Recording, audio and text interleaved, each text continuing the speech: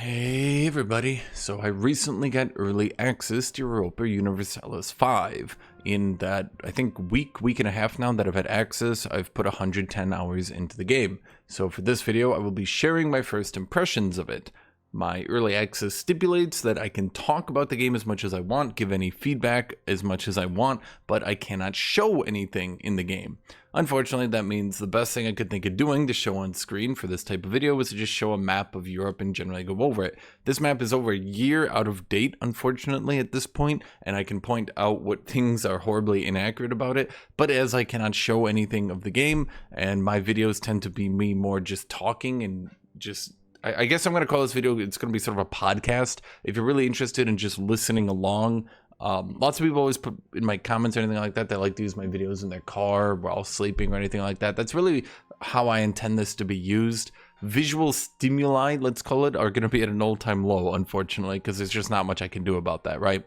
So I'm not going to be sharing my feedback on general just balance or anything like that. I think balance is an ongoing issue right now. The developers are trying to close lots of modifier stacking, lots of exploits, lots of ways that you can avoid playing the game as intended and instead sort of circumvent that. And that's pretty obvious that they don't want the game to launch with stuff like that. Johan, that's the lead developer in particular, has very much wanted to close modifier stacking. By the end of EU4's lifespan, European Universalis 4, there was way too much modifier stacking, and the game ended up kind of being a clown fiesta in a lot of ways, right? Imperator Rome, Johan's previous game, had so much modifier stacking that the game might as well have just been a modifier stacking game. That's obviously the biggest complaint about it. I can think of nothing else. At any rate, well, then what we're going to be doing in this video is I asked my Discord some questions that they would want answered. So we're going to be going over that, and we will also just be going over my first impressions of the game and anything like that. So, Europa Universalis 5. Is it good? Well, I've put 110 hours into it, and I think the most asked question I get, and before I get any further, do make sure to like, do make sure to subscribe, do make sure to leave a comment down below. In particular, if this video does get good views, I'll just do another video answering questions again. So you can either join my Discord and ask there, or you can ask in the comments. I'll see if there's enough interest in this sort of thing to do another video on this. But my first impression of the game is I do think it's very, very playable, and I'm particularly, if I had to choose one thing to say most, I actually really enjoy the country flavor. The developers have basically gone through and made it so pretty much any nation relevant to the early modern period. The early modern period is going to be the post-medieval period, but the, I'm going to call it the pre-industrial revolution. Let's say pre-Napoleonic France in particular. This game does include Napoleonic France. Let's call that the end of the early modern period. I don't know if there's an actual scientific definition for this, right? Like, it's all historical periods are all make-believe, right?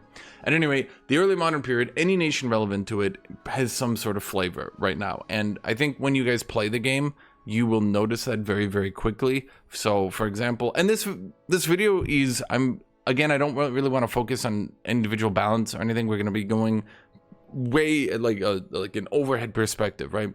Now, I basically spent 10 hours when I first got the game, not playing the game, but just clicking around and seeing different advancements countries have, different the advancements are technologies. So there's lots of individualized technologies for lots of different nations.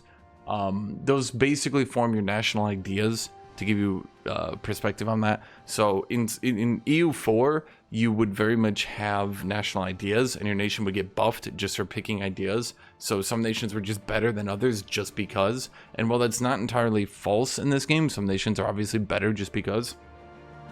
The need to actually research your advancements that are unique to you does mean that you need to put effort into it. A nation with 5 unique advancements would need to research 5 more technologies than a nation without them.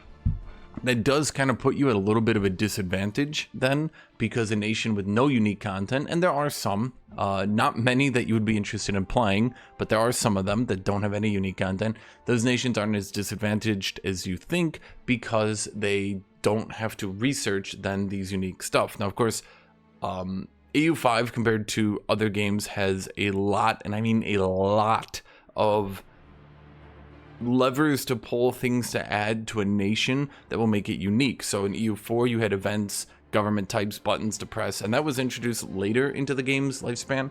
EU5 is launching with a lot of stuff. So you have government reforms that will be unique to certain nations. You can have events, situations unique to certain nations. So the 100 Years' War is a situation, and I will go over like individually things, but like the 100 Years' War is a situation. The Western Schism, they call it, is a situation. That's where should the Pope be in Avignon in France, or should he be in Rome in the Papal States? And for those of you wondering, yes, this will be a very nerdy video if you like that sort of stuff.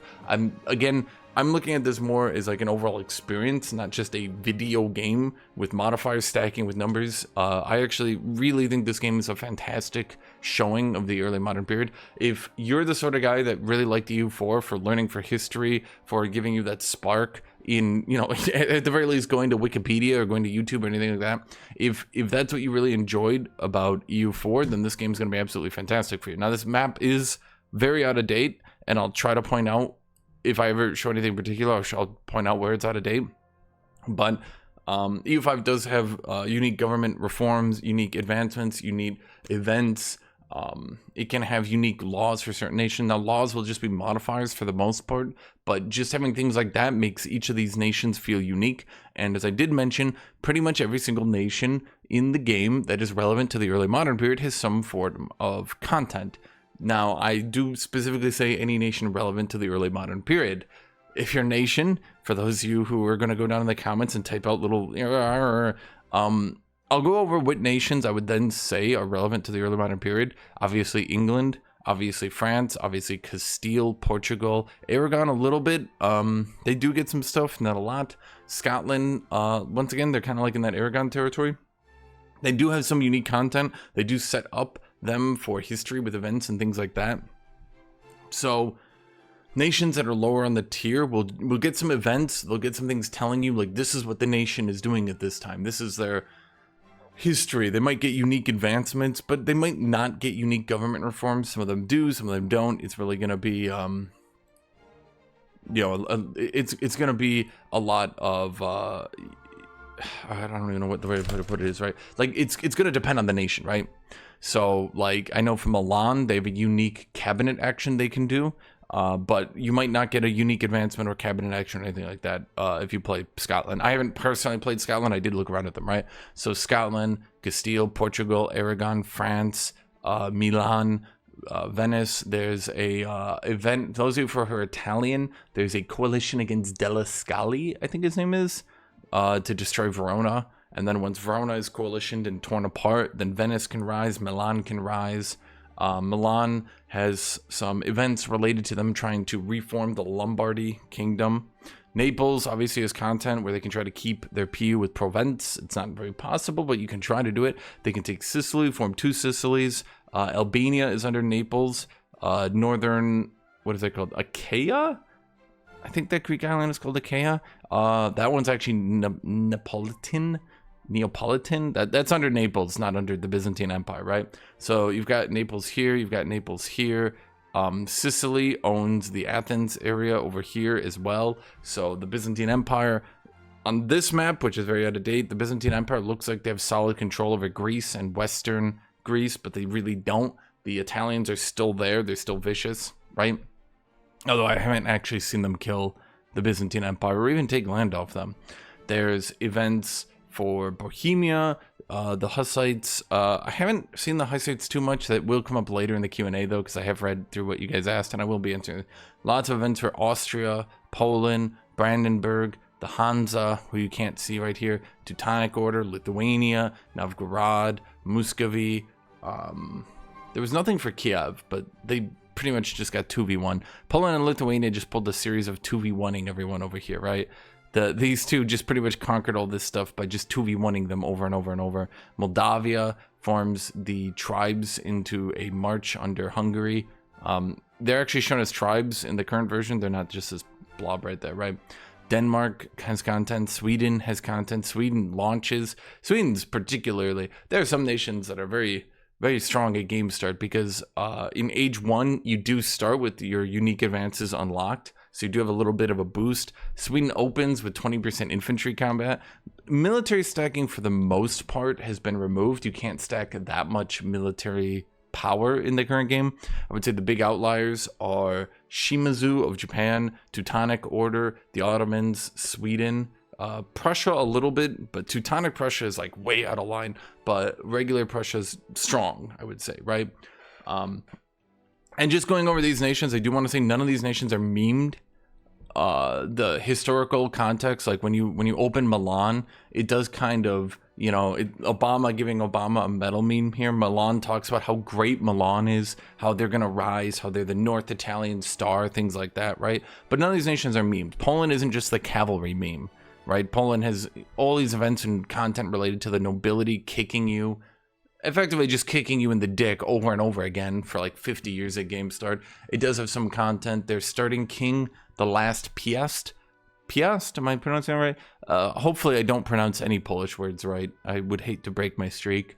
And they have the last king. He gives you a unique law, some reforms. He can keep Poland going, even though they're not particularly strong early game, right?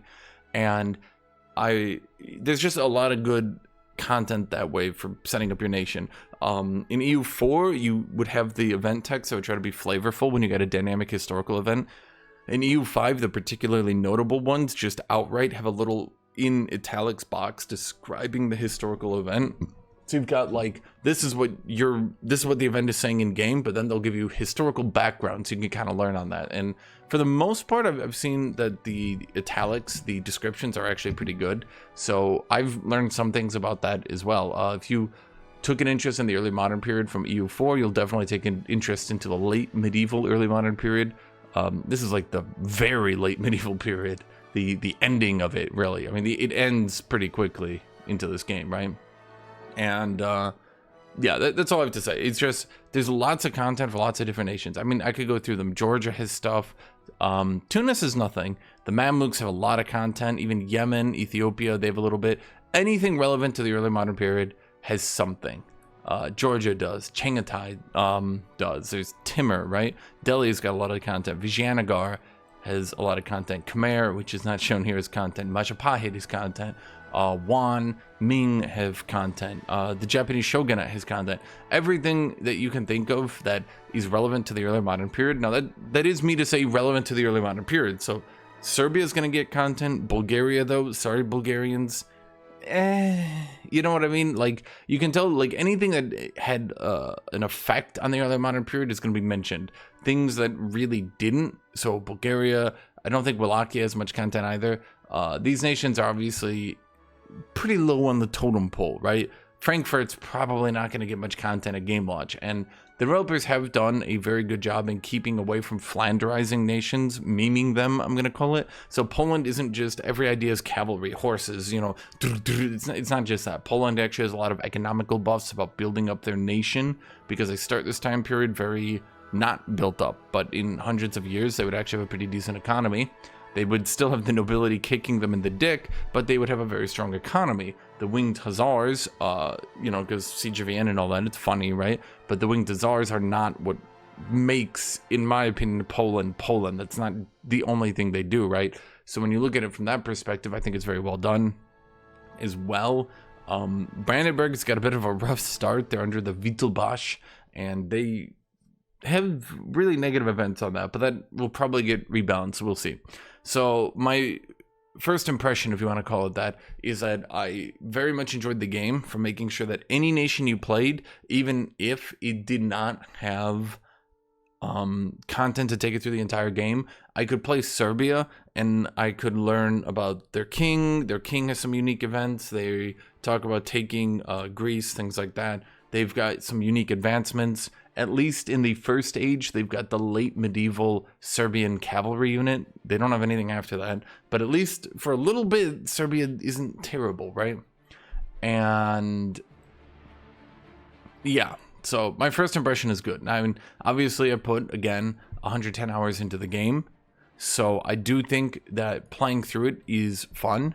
I do like playing through the early game. I like building up the game. The gameplay itself, this is not EU4. It's more like Imperator Rome Versailles 2. I think that's the best way to put it. It doesn't want you to mass conquer. It doesn't want you to mass expand. There's not even the most benefit for doing that. The way the game works is the closer to capital something is, the more proximity it has. And the more proximity something has, the more control it has. Things far away from your capital will have very little control, as little as 15%. So you could get 15, and even in well-built up areas, maybe 20% of the tax from a location that's far away from your capital. Close to your capital, I mean, we're talking maybe 2-3 territories away. So like if I'm playing Austria, I'm going to mostly be focusing on the Vienna area. I'm not focusing on southern Austria that's got a mountain range. Anything historical, considering terrain, I very much liked as well. Mountain ranges cut off your control, so you can't keep proximity across a mountain range. Areas that kind of get memed to death in previous Paradox games are not memed to death as much in this game. I would say about 90% of the time they're well implemented. So for example, Tunis, Morocco, these areas are not post climate change North Africa. These are pre-climate change North Africa, meaning in most Paradox games I always kind of show them as like 1900s North Africa after they stop being as fertile. Obviously North Africa isn't like it's still somewhat fertile to this day, but it was far more fertile back in the day, right? There was some climate change that did kind of push the desert on them, right? And they don't meme them. They do have good coastlines. Tunis starts with some well built up cities. For those guys who have played Imperator Rome, instead of Imperator Rome, it was a rural city metropolis. In this one, it's rural town city. Cities are your giga locations. There's probably no more than 100 of them, maybe 200 at game start, if I had to guess. Maybe 200 is a good example. Tunis has 4. I think they have 3, maybe 4 at the top coast, another one down here. Morocco's got 5 or 6 in there as well. And those aren't areas that are like hot, arid desert. Like at the top of Tunis is a Mediterranean climate. In the area of Morocco down here, they also have a Mediterranean climate as well. Castile has a decent amount of cities as well. The Castile is so powerful at game start. Castilians will probably do pretty well on this one. They seem to be very well represented in this game, we'll say. England, for example, only starts with the one city, London. If you're from Georgia, congratulations, you're the one Georgian who's watched me apparently, but Georgia doesn't just get shown as being one giant mountain range. There's actually a little area through the middle to actually fit your population and things like that. Yemen gets memed. They're just hot, arid desert right now. I don't entirely agree with that decision or agree with it really at all, but they seem to be one area that's not particularly doing well. You even do see some cities over here, like in Chengetai. Chengetai is a bit more split up in game as well. There's one city up here in Muscovy. There's one city in Novgorod. There's 0 in Poland. There's 1 in Lithuania. It kind of goes on from that, right? So cities are high demand. Your starting location can change a lot. And it's a very fun process to go through to try to get as many goods as you can from your rural areas. Try to set up towns. Try to make those towns profitable. You've got trade nodes, you've got a lot of gameplay, and all the gameplay does make sense. I would say, as compared to Victoria 3, I think Victoria 3 very much tried to be too much of a simulation in trying to, like, not use video game concepts at all. But at the end of the day, it is a video game, right? And EU5 tries to very much merge video game concepts with historicalness. So, for example, you can just get tax efficiency, and now you make more taxes. From thin air, the money just comes from nowhere. Why? Because simulating everything else would just take way too much processing power. The game for me does run pretty well as well. It doesn't seem to be too much of a chugger. Definitely Victoria 3 chugs for me still sometimes. That's particularly because Victoria 3 is just trying to simulate and do way too much. When EU5 can simplify something, it does simplify it. When simplifying something would detract too much from the gameplay or the immersion of the game, then they don't simplify, right? But for example, we don't have situations where if you're trying to build a road over a mountain range, it's going to take a lot longer to build, and going over a mountain range is just going to reduce your proximity significantly more than going across flatland, right? Russia, do they get some buffs to... No, Russia just gets less proximity cost. Russia just gets less proximity costs because that's the easiest way to simulate it, right? Like they just do because they're Russia, so they can own more land. Like you know what I mean? Like it makes sense and it doesn't detract from the game. So when you look at it from that perspective, it just makes sense. It's just the best way to do it. It's just good, right? You can play the game and you can focus on what you're doing instead of focusing on things that you don't really want to do because they're not really that fun to do, right? The Ottomans get lots of buzz for being the Ottomans. Because they do, because they're the Ottomans, right? Well, I still think the Ottomans are even a bit too weak right now due to a lot of gameplay mechanics, but we'll see what happens before launch, right? So that's just my general first impression of the game, is that it is very, very, very fun to play, and you could sink a lot of time into this game. A lot of people ask me, like, do you think it'll have enough content? Do you think it'll be fun? Well, yes, because you expand very slowly and you need to build up your area. As you get through the gameplay loop, maybe the different areas start to feel similar, but the events, the historical setup, and their starting situation can very much impact things. So, for example, Naples has a good chunk of cities that they can build up, and they can just focus entirely on urban areas, whereas Poland just is going to have to focus on rural areas for 40 or 50 years, right? They're going to have to build up their countryside, and then you can build up your city. And now, what is advantageous about Poland is because they have so many territories. Now, the way it works in this game, the smallest location in EU4 was a province. In this game, territories make up a province. Poland has so many territories, each growing their own population, that if you build up a main city, I took Krakow because I had Krakow from the game start. It moved my capital to Warsaw, and then I just moved it back because I was like, well, no, this city's just, you know. So there's some things in the game that don't quite work historically, right? Because moving my capital to a location away from all the areas I just built up didn't actually make any sense to me, and it was going to hurt me a lot, right? But because I built up Krakow so much, all the pops, all the Poles throughout Poland were moving into Krakow.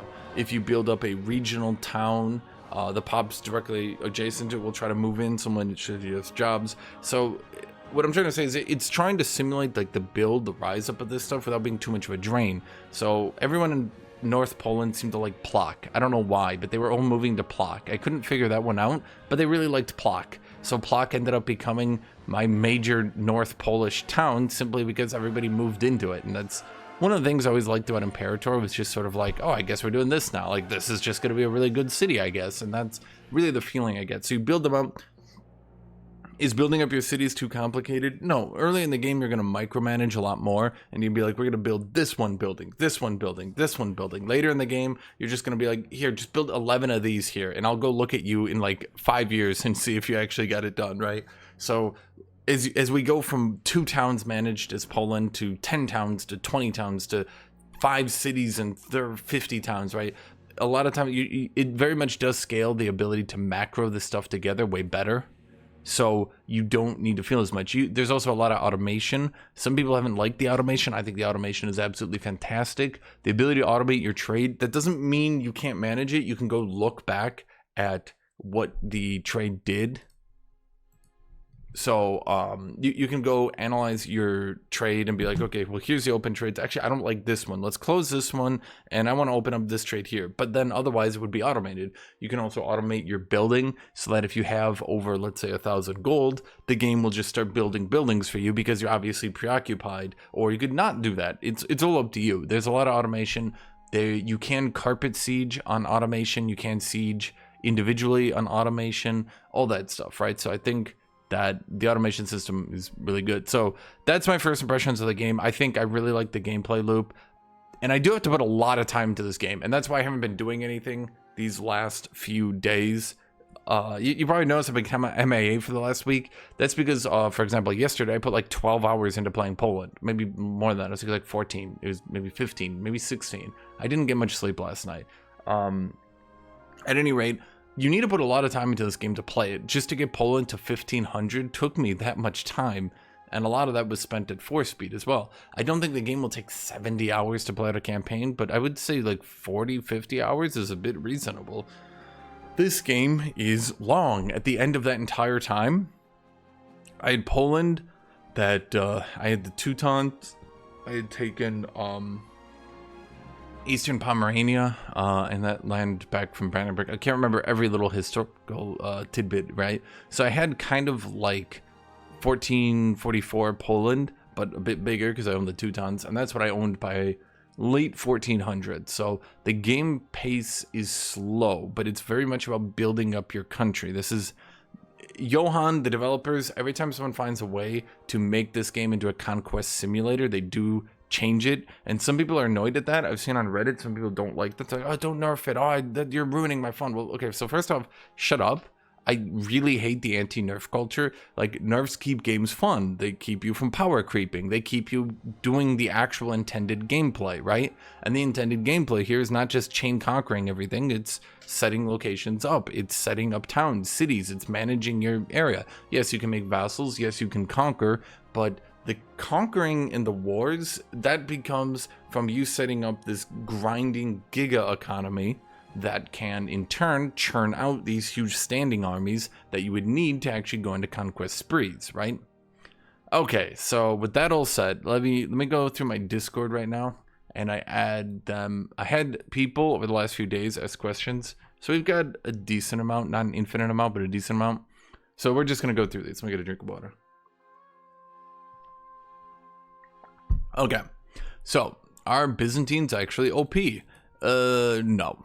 So, the right way to describe the Byzantines right now, I would say, is that other than you Bizaboos who just really like the Byzantine Empire, despite it not really even being the Byzantine Empire anymore, not even being the Roman Empire anymore for sure, it is really more like the Duchy of Nicaea, whatever it's called, that reconquered Constantinople after the Italians burnt it to the ground, who now leads the remnant of a Greek empire that's clearly Greek and really doesn't really have many Roman roots left, blah, blah, blah.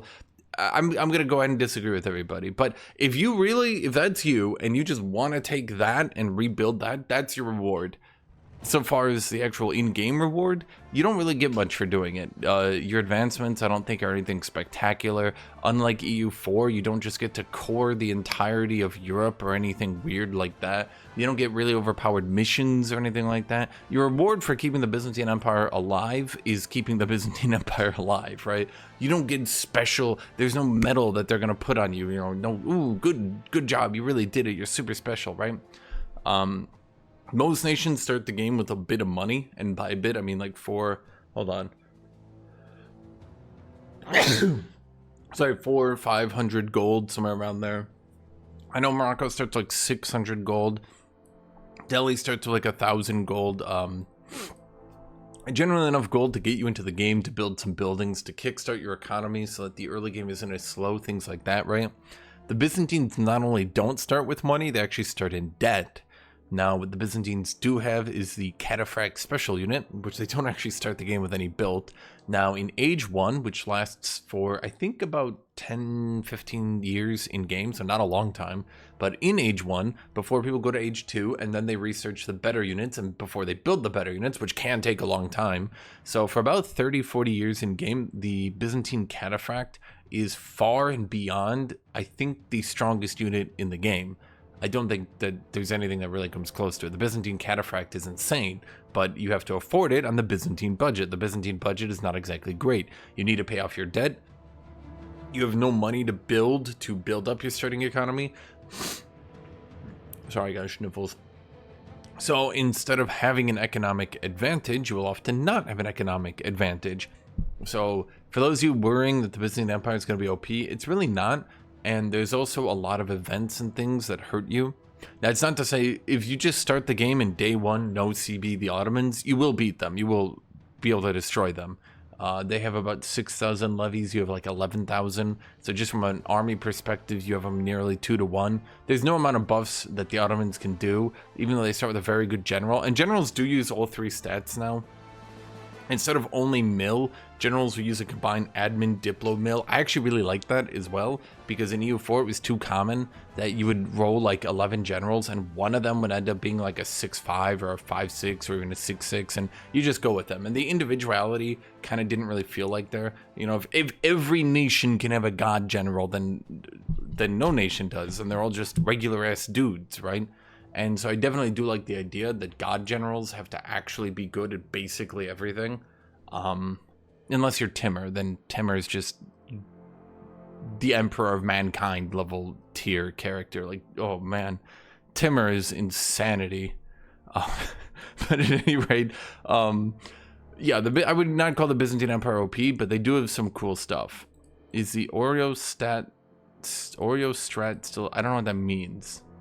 How much control do you have over the composition of pops in your nation, with the pros and cons of promoting nobles, burghers, etc.? So you don't do that. You don't promote. This isn't Imperator or anything like that, where like you click a promote button. That was done away with like 5 years ago, and this game doesn't do that.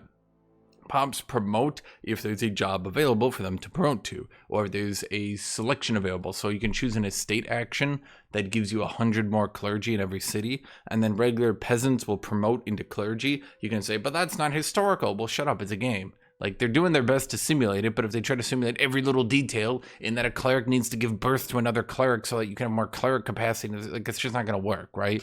So there is pop promotion speed, and it will be quite limited at game start, so you can build as much as you want. Only like, I think at game start only like 10-15 pops can promote a month.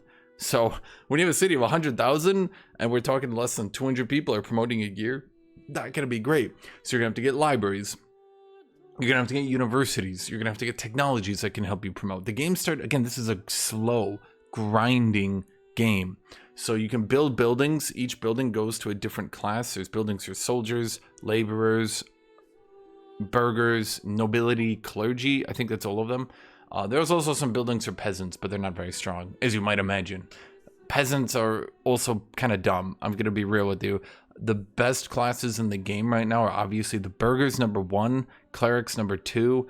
I would actually say the nobility is stronger than the peasantry, just because the nobility are rent hoarders. They're just terrible. The nobility are just awful in every way. Still, somehow better than the peasants.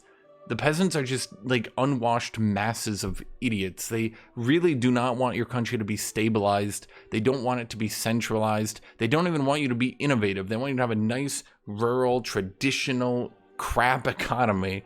So you really want as many burghers as you can get. So do you have control over that? Well, yes, you build as many burgher buildings as you can get, and you get as many middle-class people as you can get. By the way, for Italian flavor, I do want to talk about that real quick. Italians, what is wrong with you? I've tried so many Italian nations, and all of them are just like, wow, we've really managed to make our middle class strong. We've thrown off the nobility. No longer are we shackled to the old ways. Time for the new ways of oppression. You've got Venice has apparently a book of all the families that are allowed to own land and own government positions, and no one who's not in the book can be there. You've got Florence.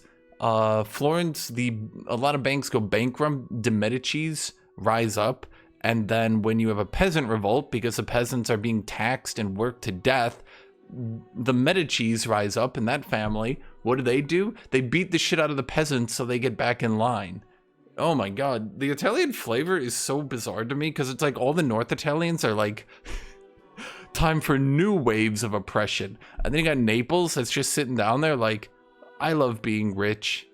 I'm amazing. Everything about Naples is perfect. Naples is a really strong country. If you want an outrageously good country to just start the game with and learn stuff, just play Naples. No one bothers them. They're rich. They've got enough cities. You don't really need to try or do anything like that. So how much control do you have? Well, I mean, you build burger buildings, which you will do, and then they promote into burghers. You don't want nobles because they suck. You don't even want peasants or they suck. Okay. Is death warring still a thing, or does it nuke your country because of dead pops like Imperator? So you can lower your levies and re-raise them mid-war. Now you won't get back to your levy count. Levies do rise up out of your population. There seems to be no way to exploit it due to the way they've coded it. When you raise your levies, it directly takes that population out of your country. You can literally see it at like the top you can see that your country has lost 15,000 pops because you rose them as levies. So if you lose any of them due to attrition, due to transport sinking, due to fighting in battles, due to anything, any single thing that kills those people means that when you put them down and put them back into your country, that you will not get the population back. So you can keep lowering and raising your levies. You can use your levies to assault a fort, to just brute force through. You can kill 10,000, 15,000 peasants just breaking a fort, but they're dead and there's no way to cheese it. As far as death warring, you can't prevent someone from death warring you, unfortunately. The AI will generally give up if it can't figure any way to get into a war, and war score from battles is like 5 times higher in the early game. War score from battles goes down per age, but in the early game, if you win like 2 decisive battles, you're going to get the plus 50% war score from that alone. Do that, get the war goal, and you've already got someone. I mean, realistically, you can just win a couple decisive battles and you can already have someone at the 50% war score to where you could force peace them out, right? If you have the war goal and win some decisive battles, you can just totally knock them out. Now, what the developers have done in particular, for those of you guys who aren't totally aware, there are some war goals that they've done. So, for example, Bohemia no CBs Poland.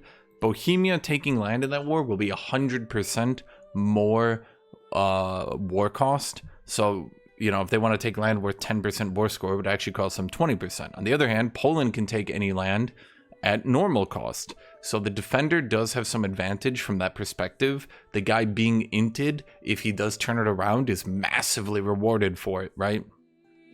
War exhaustion has been improved, I'm going to call it that. In EU4, war exhaustion was practically meaningless.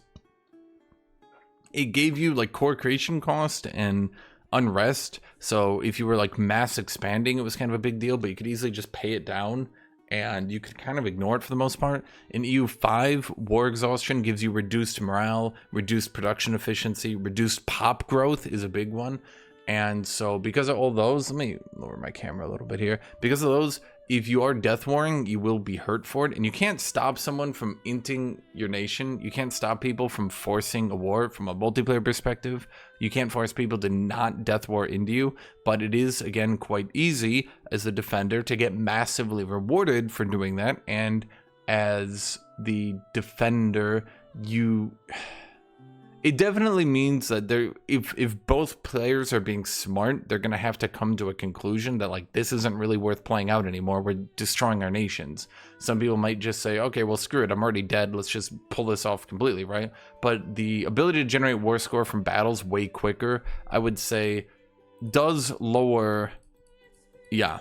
Now, if you do just continuously raise and lower your levies and run in and just die, then yes, you're killing off your population. And that's obviously no good. If Poland just runs in and dies a couple of times, sure, it's not going to be the biggest deal, but if they're losing, I think you start with like 1 million pops, they lose 20,000, 30,000 pops just running into the Teutons over and over, that's probably not a good look for their early game. In addition, you can put a cabinet position on war exhaustion reduction to kind of eliminate it, but we're talking like you might be reducing your war exhaustion by 0.10 a year, and you've got like 6-7 war exhaustion. So not 0.10 a month. So you might get it down to maybe, let's say you can even reduce your war exhaustion. Let's say you have an excellent cabinet minister, right? You can reduce it by like 1.5 a year. You're still looking at like 5 years of being screwed, which is not good. So I definitely think death warring is not as viable anymore, but if you win, right? How does the game feel without mission trees? There's generally enough content and enough things to do, and when you play any of the actual nations, you're generally going to have enough dynamic historical events telling you. Now, if you want to go play Kiev with no content, that's on you. If you want to play Bulgaria with no content, that's on you. Now, you can play those nations, and you can enjoy the base gameplay loop. Bulgaria does have some unique advancements. I just don't think they have any dynamic historical events. Kiev does not even have any unique advancements. So, like, Bulgaria is like the bare minimum. They do have some things that are unique. It's not to say Bulgaria is unplayable, but for the most part, Bulgaria, not really the most relevant nation to the early modern period. they were knocked out by the 1400s. In game, you can build them up. You do have some decent enough land. You can put down towns. You can eventually upgrade them to cities. You can make that nation quite rich over time, I would say. But they've got unique advancements, and for the most part, you might get lost. You might not know what to do. Now, because the gameplay is so much slower, reaching your goal, you might be able to reach your goal by the 1500s, but the 1500s, it's going to be like a 20-hour campaign by that point, right? So you might be done with it. You might be satisfied with it. So as Bulgaria, you could take over the, you know, all of Greece and all that, and maybe you can even have Western Anatolia by that point. And it's probably, you're probably 20 hours in the game, and you might be thinking, okay, well, I kind of got to my objective. EU4, you can expand so quickly, so aggressively, that without mission trees, you might just get lost, because I want to form Italy. Well, that might be done in like 20 years. And then what? In this game, forming Italy is going to be your entire campaign idea. So I think that as long as you go into the nation with an idea of what you want to do, then you'll be fine. And I also think a lot of the dynamic historical events and setting up your nation kind of give you a perspective on what you want to do. Castile kind of gets a lot of, hey, go colonize. Portugal just basically gets someone slapping you, being like, get in the goddamn ocean, right? Poland is all about fighting the nobility. They get events for the Teutons. The swords that the Teutons had is like an event. Apparently the Polish saw a sword and they got so mad that they needed to go beat up some Germans to take their swords, I guess. But yeah. How do nations get the unique identity like EU4 national ideas? Example, how are they going to make Prussia broken landwise or Netherlands a trading nation? So again, that's unique advancements, which are technologies. Those will unlock age 1, 2, 3, 4, 5, 6. There's also, as you get through and get dynamic historical events, you might get unique cabinet positions, you might get unique government reforms, you might get unique military units. So there's definitely a lot of uniqueness from that perspective. It's pretty rare that I play two nations and I think, oh, these are the exact same. Now, let's say you put 3,000 hours into the game at launch. You might start feeling a bit samey, but even the starting positions can take so long to get out of that the starting positions are going to feel pretty unique to you, right? So, for example, if I'm playing Poland, Poland is a pretty good economical advancement ideas. They can make big, powerful RGOs, and that's just going to feel different, for example, than playing Naples, who's just going to have very powerful cities, which is going to feel different from playing Serbia, who has... So you kind of get the idea, right? How many DLCs until it reaches EU4 in terms of content? So EU4 has lots of content, but I often feel like it is very shallow content, uninteresting content that's just play Poland 50 years. You now own all of Europe. So I think in a lot of ways the EU5 content that they're adding, there's less of it right now, and it's all centralized on the early modern nations. But I would say that it's far more relevant content. So for example, Serbia doesn't have the most content, but their content is focused mainly on their starting king, on his aspirations, on setting that stuff up. The Ottomans have an unbelievable amount of content that you could probably do multiple Ottoman runs and have fun. And the Ottomans have a slow burn start as well, because it's going to be a while before they're an empire. So setting up the Ottoman Empire and doing all that, you could do multiple runs on that and you could probably have fun each time. How many DLCs until it catches up? I have looked at their DLCs. So far, like, it's hard to describe because you're not going to get the same level of just wacky shenanigans that EU4 has. But the right way to put this is this feels very much more like a simulation, like an actual game, not game, like an immersive concept, whereas EU4 felt very video gamey by its end. And that's not to say EU4 is a bad game, it's just EU4 in a lot of ways feels like a theme park ride, whereas this game feels more like you are Poland. The Shem want you, and what do the Shem want you for? There's another dynamic historical event where the Shem are saying, we want more power so that you don't have any. And you go, what? You can't do that. And they go, well, actually, we can. And you're like, oh, darn. Is the game going to get me a girlfriend? No. How does the papacy work, and how did they handle the estates? Are they bound to pops? Are mechanics like Mandate of Heaven still there? Or are they going to be probably re-released as a DLC? So, Mandate of Heaven is kind of a weird concept. I'm not entirely sure that that's too historical. I mean, kind of. I mean, I don't know. I'm not a Chinese scholar or anything like that. They're trying to simulate it. I don't know how much content Ming has. Probably not as much as you'd hope.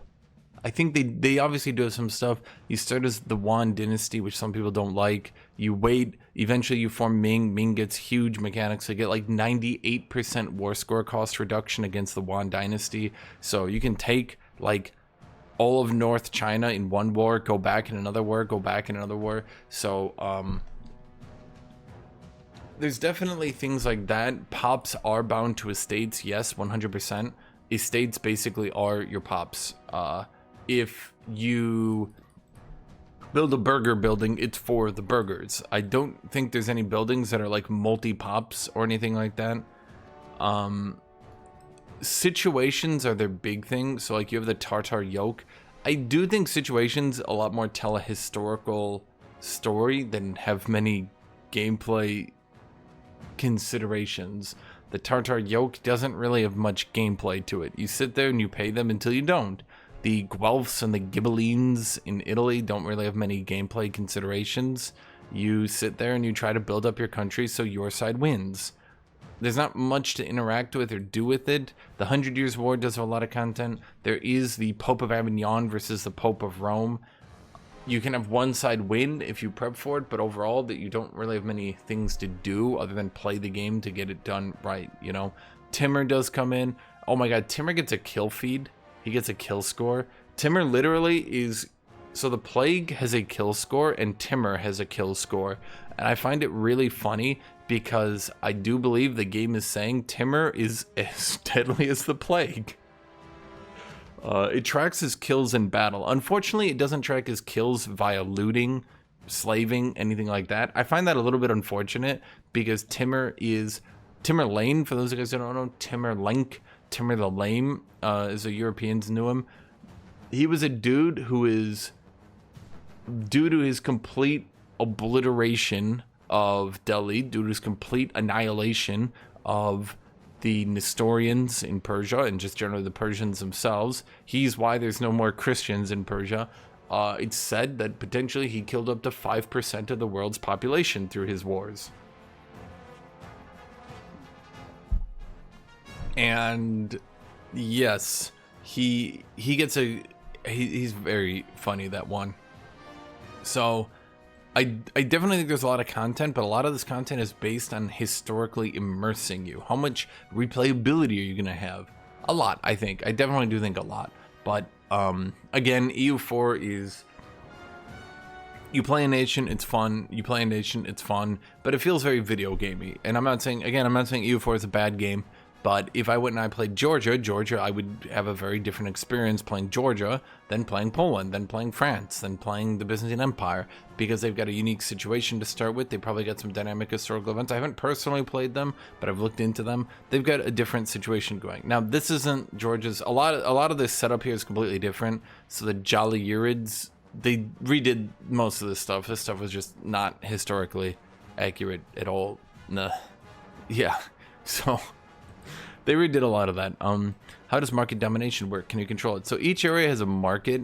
So for example, there's the Krakow market.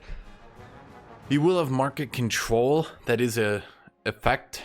You can increase your market control by making your market stronger, or alternatively just by getting a modifier for it. There are modifiers for things like that in advancements or some unique features of a nation. So again, you have to... It's like, here's this historical simulation, but also some nations are going to be better at it just because they're better at it, right? Play the Hansa. Hansa are going to have an unlimited trade range. Hansa are just going to be able to trade with everybody. Portugal is just going to be better at colonizing. That's just generally how it is, right? And because of that, that's also something that makes the nations unique. But the general way to do it is you can ask people to be in their market. Being in their market is iffy because you don't really get to control your trade goods as much, which means you don't get as much money from them as well. But generally speaking, things in your land will have more steering towards your market, but you can force lands of other people into your market. So for example, I think at Game Start, this little bit of Lithuania is actually in the Krakow market right there. That did not help me. And so there's there's a lot of, there's some things like I'm not going to be able to tell you the best because this is going to sound dumb, but I'm 110 hours into the game. And let me tell you, I don't really understand trade that much. I'm still learning, chat.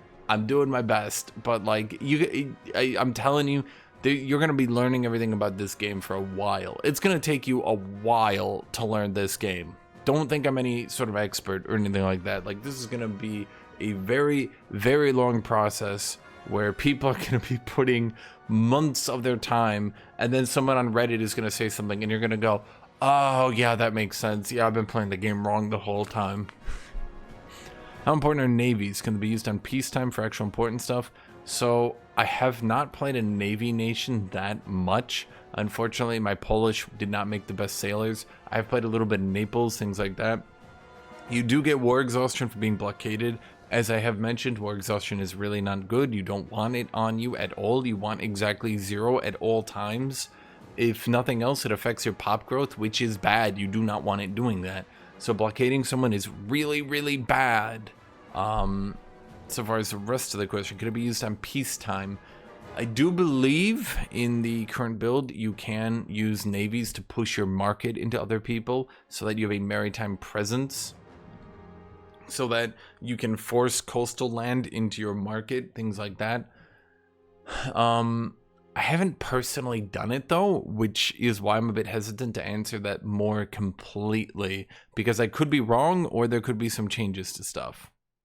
Yeah, but I would say just generally through war exhaustion being much harder to avoid, that blockades are really not good.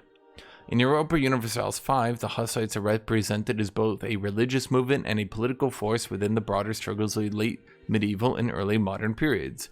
How do the game's mechanics, narrative framing, and player agency depict the Hussite Wars and their aftermath? In what ways does the game's representation align or diverge from a historical scholarship on the Hussites' theological positions, social reforms, and military innovations? Does the game simplify, dramatize, or distort the complexities of the Hussite movement in order to serve gameplay balance or the player experience? What does this tell us about the challenges of transitioning nuanced historical events into interactive strategy games? So to answer that question, unfortunately in the current build, it appears the Bohemians just push Jan Hus down the stairs and the Hussite movement dies. I don't know why they do that. There seems to be some bug or something. Either way, I have literally never seen it in game, and unfortunately I have not put my time into Bohemia. For those of you who know what the Hussite Wars are, that is why Bohemia stopped being the gigapower of Eastern Europe or Central Europe. They were the gigapower. I mean, they basically, Bohemia was taking on and fighting Austria and Hungary and practically going even. In fact, they were beating the crap out of Hungary in a lot of different wars. And Bohemia was this mega giga super mega power. It took lots of people finally stopping them just to make them spit out Austria, just so that the Habsburgs could get Austria. And this outrageously strong gigapower ended up in 150 years of game start not really mattering much anymore. Now, how is that? That's the Hussite Wars. Jan Hus, who basically was a proto-Lutheran, came up with a bunch of ideas that, hey guys, I don't think Catholicism is that great. And I'm simplifying it, but if you do go in game, I guarantee you that there's going to be a bunch of events trying to give you historical backdrop for things like this. So far as the military reforms, I have looked into Poland a bit, not Poland, Bohemia a bit for that one. They do show the gun wagons, whatever they call them. Well, I guess I should explain what the Hussites were in their entirety then. Jan Hus and the Hussite movement in Bohemia was this movement that, hey, we don't like the church. And they got crusaded a lot. I think it was like 7, it was a lot. I don't remember the exact number off the top of my head. At any rate, Bohemia was fighting a crusade and winning over and over and over and over. That's just how powerful Bohemia was at this time. Unfortunately, the religious strife in Bohemia, as well as the fact that they kept getting crusaded and the fact they kept splitting, and then of course afterwards the fact that a lot of these people were getting excommunicated, a lot of these people were getting killed, meant that Bohemia lost a lot of its prestige, and B, more importantly, a lot of its power. And so the Hussite Wars are in game, but they are not, I have not seen them actually play out. I've not personally played Bohemia. As I can imagine, compared to other events, that there'll be a lot of text. There'll probably be a situation. There's definitely probably a situation here, and there's a lot of things that will be explaining it to you and giving you the historical background for all this. And I assume the idea here is that Bohemia will have to play through these events either with very large religious strife or with wars that will slowly whittle away at their power. Unfortunately, it does seem way too easy right now for them to push Jan Hus down a well and therefore avoid the entire thing. So I hope that gets changed for release. So far as their military innovations, they get a unique supply wagon. I don't think that entirely shows the military prowess of the Hussites.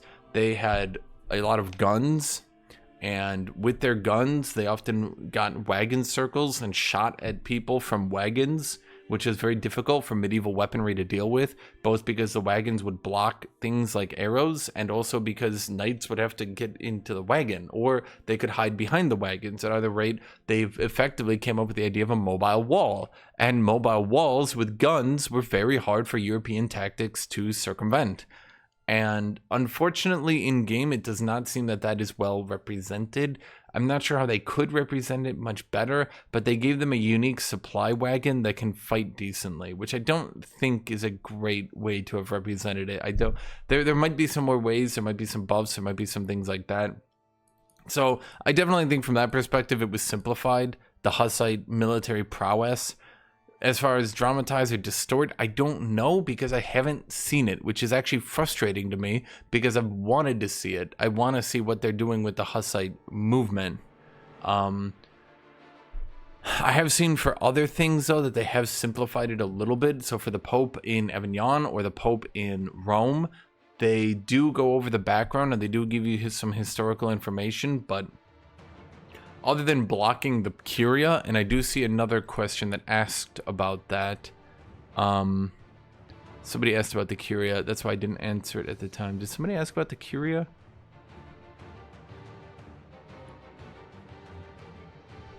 Huh. Okay. I don't know. I think somebody asked at some point. The Curia is blocked while that's going on. So basically France is making the entirety of Catholicism weaker just to feud with the Pope that he should be in Avignon instead of Rome. And that does sound like a very French thing, right? So of course some people might not like France and some people might not enjoy them screwing with things, but it's not really like the player is doing it. This does kind of lead to I mean, it does kind of make Catholicism interesting, and it will happen about, if I had to guess, like 100 years, 150 before the Reformation. It'll happen a little bit before the Hussite Wars. So there's definitely going to be a lot of shticks for Catholicism to be doing. Unlike EU4, I don't think Catholicism would just be this passive background thing. Like, being in Catholicism will introduce you to a lot of these things. You can call crusades, which would call in all the Christians, blah, blah, blah. So being Catholic is a little bit more active, but not really that much more active. You can make it more active as a player, I guess. I'd like to play France and the Pope and see if the Pope of Avignon actually does the Western Schism. I'd like to see if that does actually have more gameplay, if you actually do play as them perhaps. But there are a lot of situations that are just setting up a historical area and kind of like, it's like immersive, it's like role play, and you can kind of be like, okay, well, this is going on, and I like that, right? But at the end of the day, it does seem like a lot of this stuff is simplified. Dramatized, maybe not, but definitely simplified. I would like to play through Bohemia myself, but they're very strong at game start, so it doesn't always lead to the most interesting situation, let's say, because if you're that strong, I mean, what's left to do, right? How much is possible for the game to branch into alternate major historical situations? Take the other way than in history, and how much does this affect the game and future situations? How much sandbox this game is? So every historical event does have the historical option and ahistorical options. How playable your ahistorical options are depends nation to nation. So for example, for Florence, when the peasants rise up because they're being taxed and beaten to death, you can actually transform Florence into a peasant republic.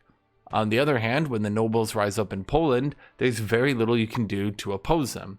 There is an option to get out of the nobility situation by getting your plutocracy levels up and transforming yourself maybe into a republic. I don't know how the ending of the event works like that because it's very difficult to get to.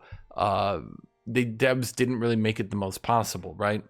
So they do have some. You can play the game on historical, by the way. If you go into your settings, by default, it will always be historical. The AI will always do the historical options, right? But for example, you do have varying levels of a historical gameplay. Florence can become a peasant republic. Poland might be able to be a republic. I haven't personally done it. The game is outrageously sandboxy in that you can pretty much do anything you want. If you want to play Austria and you can beat up the Bavarians, well, Austria has the same culture as the Bavarians. They're South Germans, right? At game start, South German isn't the culture in game right now. It's called a Danube Bavarian, I believe. There's South Bavarians and North Bavarians, and I think the North Bavarians are the Danube Bavarians. So if Austria does just conquer Bavaria, they get a pretty good accepted pop land. Although the proximity cost of going from Vienna all the way to Bavaria at game start is pretty high. I don't think you'll have any control over those lands, right? So you can sandbox it, and you can do things that in your head you would think, well, that makes sense, right? Like this obviously makes sense. This works for me, right? You can very much end up doing that. You're not really railroaded into anything. There's no mission trees or anything like that. You will get dynamic historical events. For example, Austria, I believe, I'm not entirely sure how this event is coded, but I did play Austria to see it. If it seems to be a dynamic historical event that tries to find when Austria has an unmarried king or maybe an heir, and then marry it to a Bohemian princess off a dynamic historical event. And then it uses that marriage to try to give Austria claims to Bohemia or try to get them a marriage, a personal union over Bohemia. Poland, for example, at GameStart can click an option that will give them a inheritance law, I believe, that sets them up on a defensive alliance with Hungary effectively for the rest of the game. And I found that quite useful, as Hungary and me couldn't declare war on each other, and we both came to each other's aid. Then me and the Duchy of the Grand Duchy, in fact, of Lithuania, we could get a defensive alliance, and we really much liked each other over there. And we got a defensive personal union there as well. Now, I'm not sure when the Hungarian Polish defensive pact will break, but at any rate, this does mean that Eastern Europe kind of forms this defensive bloc, which does sort of help block out Bohemia at the very least. Bohemia could still maybe even take all three of them on, though, which is interesting. I'm hoping maybe they get tuned down a little bit. I don't think they were quite take on the entirety of Eastern Europe levels of strong, but hey man, what do I know? Yeah, so it's very sandboxy, but there's also, you can, as Poland, just deny the marriage and just say, I don't want that. I want to go conquer Hungary. You can deny the marriage with Lithuania. As Austria, you don't have to be an archduchy. You could just say, no, regular duchy. Good for me, man. I'm a very humble man. I don't believe I should be more than that.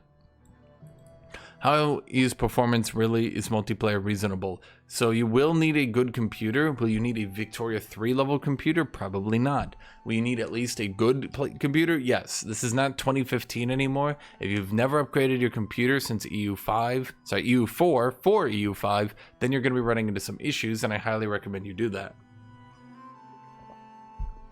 The simulation aspects are significantly tuned down compared to Victoria 3. And they do seem to optimize the graphics a good bit better. This isn't... Victoria 3 kind of does have some issues, of course, where the game just graphically is not well optimized, and you have to turn off a lot of things, and you need to do all this stuff, and it's crap. And I just don't think it's very well done. So hopefully it's not too bad, but do upgrade your computer. Are there a replacement for mission tree? So as I've explained, dynamic historical events can point your nation into a direction. So for example, Poland and the Teutons start at war. they can get another CB pretty quickly because Teutons refuse to give them back Danzig. They can get another insult CB when the Teutons show them a sword. And then if they win the war where the Teutons insult them, they get the sword back. And it is an insult war, so land costs are increased by like 900%. So you can't really kill the Teutons in that war, but what you can do is take the sword, and you will literally get an artifact. You'll steal the sword from the Teutons, which is, you know, it's cute, right? Most people, I think, would rather just prefer to take their land and win the game. But I mean, hell, if you just want to take their sword and have a cool little artifact in your capital, then you can do that. And that's neat. So as we start reaching the mid game and the late game, there is the 30 Years War. There is some events like that. The bugginess and the quality does go down goes up as time goes on. So as we start leaving the 1300s, the 1400s, things are a bit, let's say, unfinished. And for example, the 30 Years War right now, the player has to be a leader of one of the factions or it will never fire. But there's, until at least 1500, I haven't really run out of stuff to do. And again, 1500 is probably like you've put 15 to 20 hours into a campaign. So you can kind of get your country to its historical position and do fine. If you're playing the slower countries like Brandenburg, which is slow, you might want to play to the 1600s. And of course there's colonization, and there might be some ways like that to keep the game fresh for you. But I've never felt while playing the game that I just don't have anything to be doing, right? Okay. Was there any desync issues in MP games you ran with others? Well, we didn't play any multiplayer. Are smaller countries going to be able to compete in combat versus larger countries? Or are there no mechanics to overcome econ size difference? So smaller versus larger that's not really how the game works in reality. The way it really does work is how centralized and powerful is your country at game start. So for example, England has a lot of land and they can raise lots of levies off that land, but their overall economy is crap. England is a rural crap economy at game start. Castile completely blows them out of the water in economic power. And yeah, so when you look at it from that perspective, small centralized countries are really how you want to start this game. Think about it like you're coming off Crusader Kings and you've got your crown land and you've got your domain. If you have a very powerful domain and crown land, you'd probably be very powerful going into this game, right?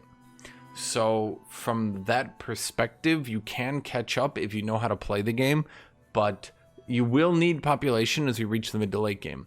So far as the ability to overcome econ size difference, if someone is much larger than you and has a stronger economy than you and they're playing well, there's not the most you can do it. Now, there are mechanics in the game, like if you're in a mountain or you're in the woods, you can hide from the enemies. I mean, literally hide, like you won't be visible. So you can hide your mountain in the woods and have the enemy walk into you, but you don't actually get any advantage for that battle.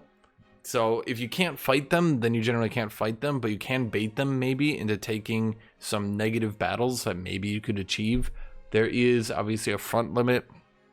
Mountains are, as always, outrageously defendable.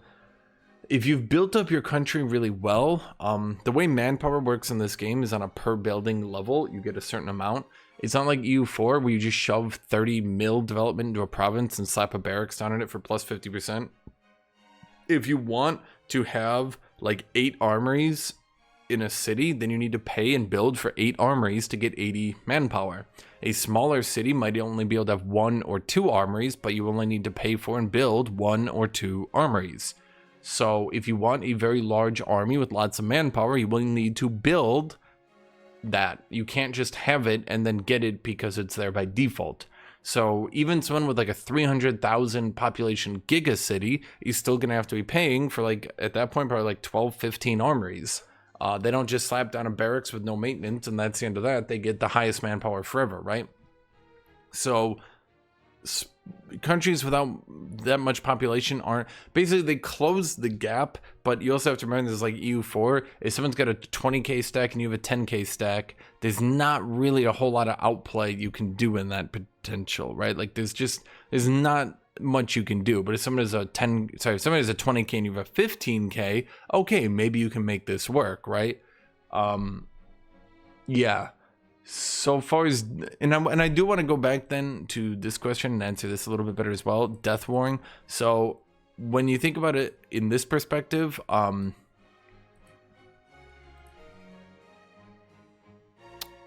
forts are very rough early game. They can, like, if you think about it, days take a lot longer to get through because they're 10 ticks. Now each of the ticks does go by quicker. It's not like you're sitting there for 10 EU4 days. I would say it's more like 2 to 3 EU4 days per tick, but sieges still take the same time as they do in EU4 from a day perspective.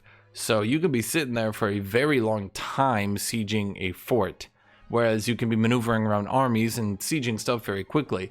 So if someone wants to sit a full-ass army on your fort and try to siege it down, you can try to run past them and take some of their land and just generally infuriate them, right? Forts are just very, very painful to get through early game. Castles will slow people down considerably. So it is hard to get through, and you will have to maintain a force on that fort, because if you don't, then you could maybe try to sprint back and take them off the fort, and at that point, the entire damn siege is restarted. So, ugh.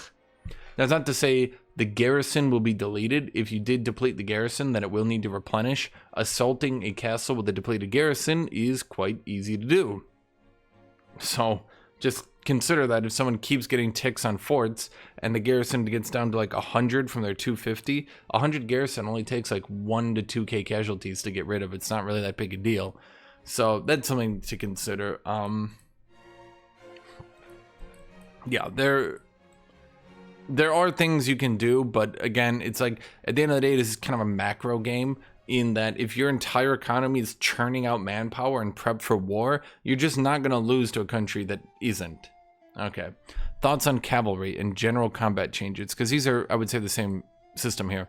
So there's 4 general units per age. There is the fast infantry, fast cavalry, heavy cavalry, and heavy infantry. I'll call it that, although they probably have some different name, right? So that depends on the initiative and combat speed. Okay, combat speed is how quickly you can get from the back row into the front row, and initiative is how quickly you can get onto the front line from the start of the battle. So initiative goes 7, 6, 2, 1. Fast cavalry is 7, fast infantry is 6, heavy cavalry is 2, heavy infantry are 1.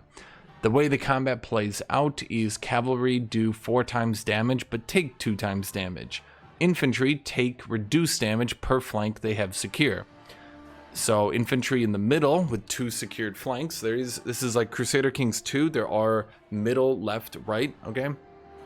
If infantry are in the middle and they have a secure left and a right flank, they don't lose to anything, because they'll tank just as hard as cavalry deal damage, while at the same time dealing double damage to cavalry, because cavalry have half regiment size.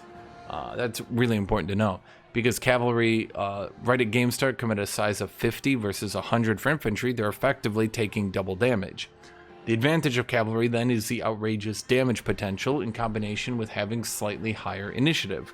So for example, if you run fast cavalry, fast units take 20% more morale damage and deal 10% less strength damage, but they have the larger example that they sprint onto the front line. Day 0 of a battle, nobody's on the front line. Or I should say day 0 of a battle, so like right when 2 armies first touch each other, you start rolling for initiative. I don't think you roll for initiative, you just deploy an initiative, and you start filling out the front line. An army that's all heavy infantry will not fill out the front line. That means an army full of light cavalry will quickly take the front line, do outrageous damage, and potentially kill the infantry as quickly as they start deploying through having a full front line hitting people without anyone on the front line. So the idea behind cavalry is to do outrageous alpha strikes where you try to kill someone, but there's not much cavalry can do if heavy infantry actually just get on the line. If a full men-at-arms in Age 2, if men-at-arms are on the line, or handgunners are on the line in Age 2, and they're in the middle, there's nothing that's going to beat that, right? No amount of cavalry will outperform that. But what you can do, if you do win a flank through an alpha action, then cavalry will then deal double damage while flanking. So a cavalry dealing 4 times damage, double that. If you do manage to win a flank through an alpha strike light cavalry composition, you can quickly stack wipe or just completely annihilate someone who's not prepared for it. Now, the way you do prepare for it, then, of course, is to try to use fast infantry. Fast infantry will deploy quickly on the line, and fast infantry will go about even with heavy cavalry so long as they're in the middle. So you kind of have this strategy, right? You can try to overstack a flank and you can deal a lot of damage. Heavy cavalry is quite expensive, as you might imagine. Heavy cavalry uses half manpower, so they're very manpower efficient, so you can save money on that. But they're very expensive.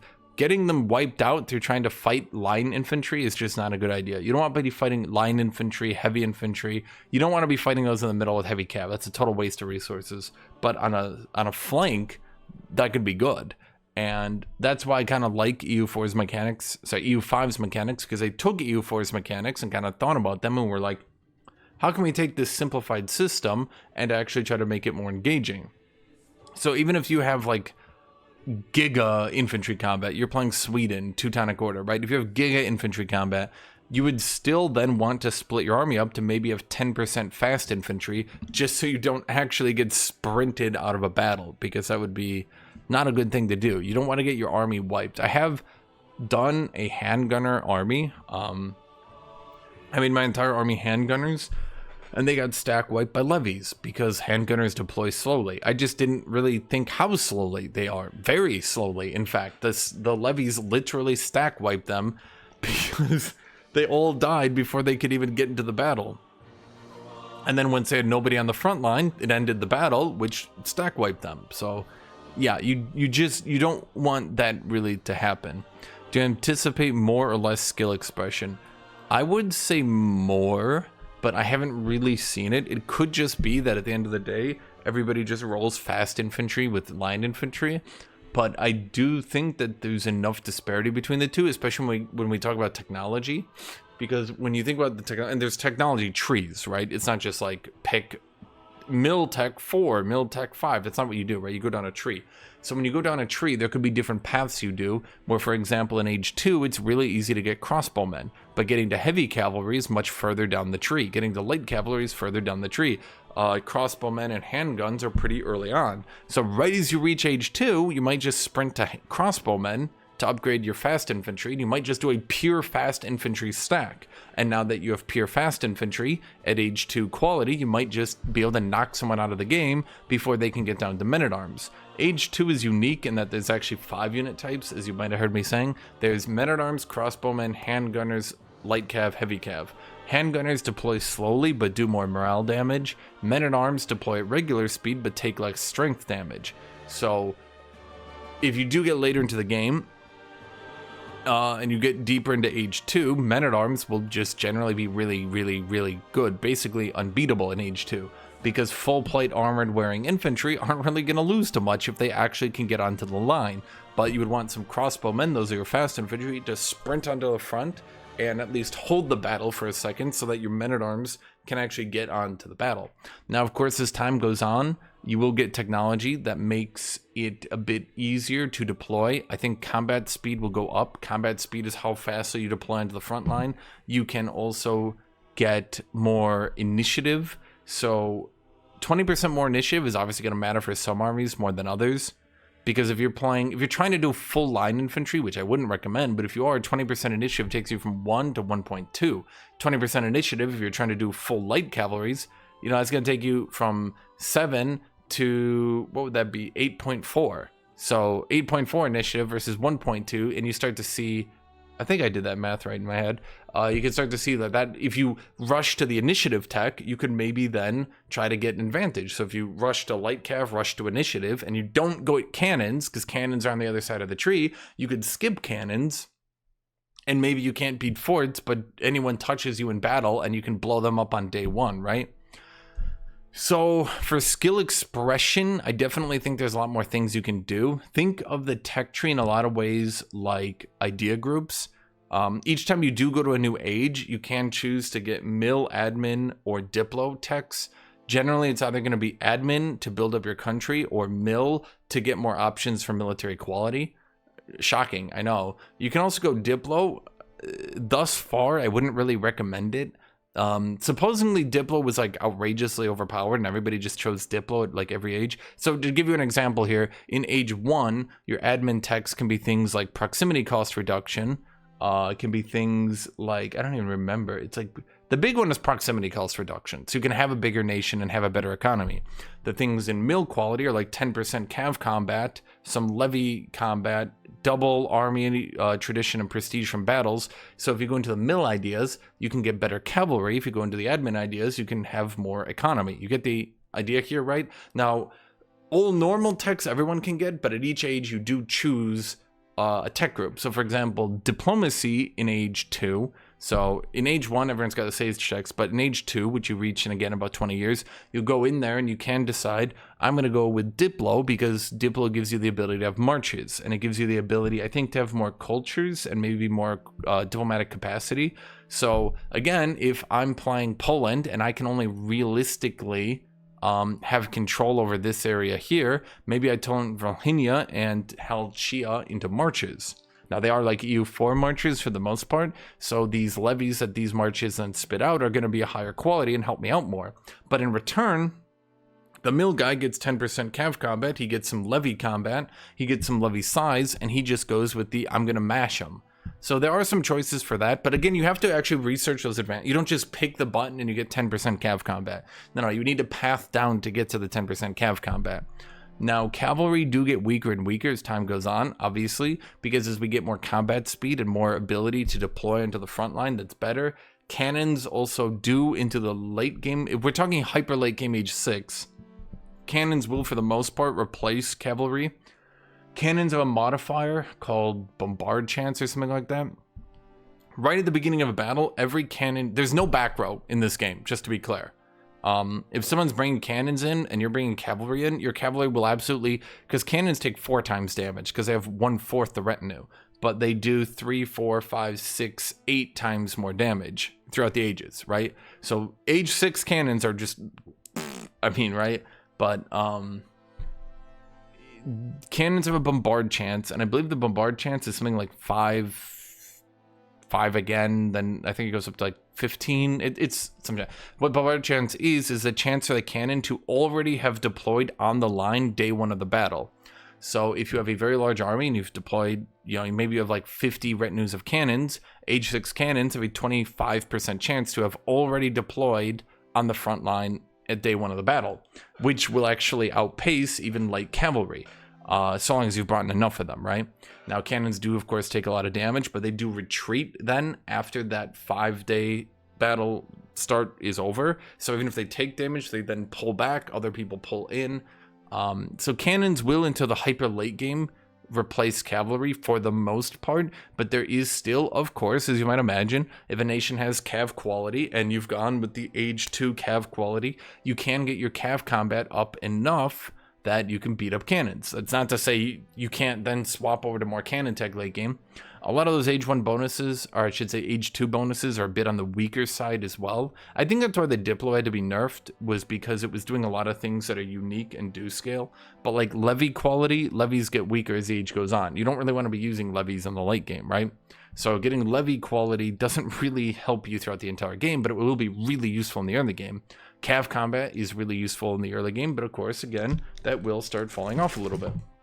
Admin ideas in age 2 do give you more mercenary, let's see, it gives you, admin ideas give you mercenary higher cost reduction and mercenary maintenance reduction, but mercenaries into age 5 and 6 basically stop existing. They literally get like negative 90% size in age 6, I think.